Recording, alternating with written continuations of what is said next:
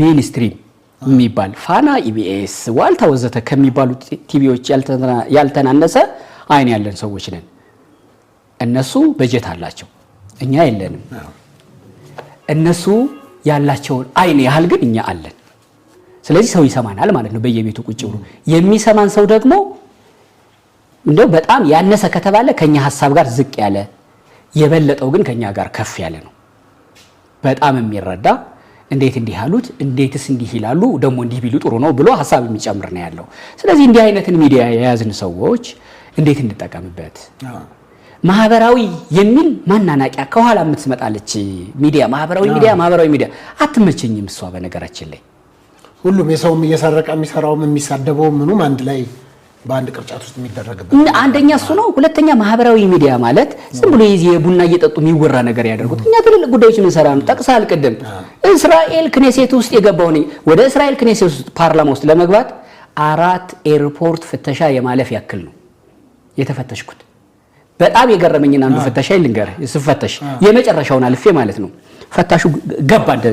ገባና ልብስህን እንደዚህ ምናምን ተባልኩኝ አውልቅ ከፋር ነው የተባልኩ እንደዚህ ገባና ጓንት አርጓል እንደዚህ ገባ ምናምን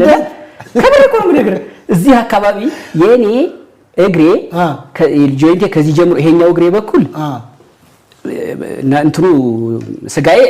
አነስ ያለ ነው ይሄኛው ደነው እግሬ ደግሞ በኩል ጡንቻዬ ጠንከር ያለ ነው እንደዚህ ያዘኝና ይሄ ምንድነው አለኝ ዲቂቴ ነው አልኩት እልክ እንዴ ነው የሚፈትሹ እንዴ ጓንት አስገብቶ በጓንት አርገው እንዴ ነው የሚፈትሹ በኢየሱስ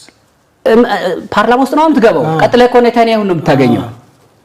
እዛ ሁሉ ተፈትሼ ገብቼ ፕሮግራም ሰርቼ የመጣው ሰው ነኝ ይሄ ማህበራዊ ሚዲያ ምናምን ለምታናንቀው አይደለም ስለዚህ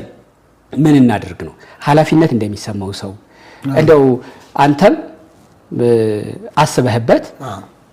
እምንደመጥ ሰዎች ነን ምን ሐላፊነት እንስራ እኔ በግሌ ቴሌቪዥን ሬዲዮ አድጎ ነው ዩቲዩብ ሆኖ በየኔ በግሌ ያምናል ነው እንደዛ ነው ከበለው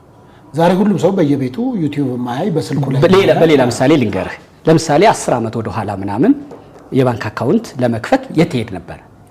ባንክ ትሄድ ነበር ምን ይሰጡሃል ቀበሌ መታወቂያ ምናምን ከዛ ደብተር ይሰጡሃል ለማውጣት ደብተር ይዘህ ትመጣለህ ምናምን አሁን ዘመኑ ዘመነና ባንኩ ወደ አንተ መጥቷል የፈለከበት ሆነ ተስተናግደ የፈለከበት ሆነ ባንክን እጅ ላይ አመጣሃል ድሮ